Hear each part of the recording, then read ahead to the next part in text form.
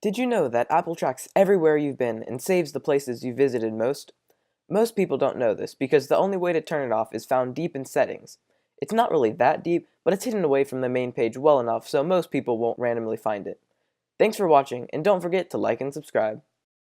To turn off the feature that lets Apple save your significant locations, first open Settings. From there go to Privacy, and then Location Services. Scroll down to System Services, and then to Significant Locations. It will ask for your Touch ID or password so that if a random person picks up your unlocked phone, they can't see the places you go to a lot. Now you're at the page where it shows the places you go to the most, and where you can turn it off. I've already deleted all of my saved locations, so that's why they aren't showing on the screen. I've also found a random picture on the internet of somebody who hasn't turned it off yet, so I can show you the map. Yes, Apple even creates a map to show you where you were, and they include the date too.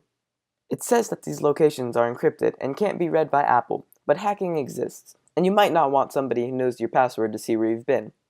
There's also not really a point in having this feature enabled because it doesn't do much. It says that useful location-related information is provided to Maps, Calendar, Photos, and more, but it only uses the data to suggest predictions on Maps and Calendar, and to make more accurate Photos memories. It's just not that useful, and personally, I'd rather have this disabled. If you want to watch one of my videos that shows how to stop Google from tracking your location history, click on the video above. Thanks for watching this video, and don't forget to like and subscribe.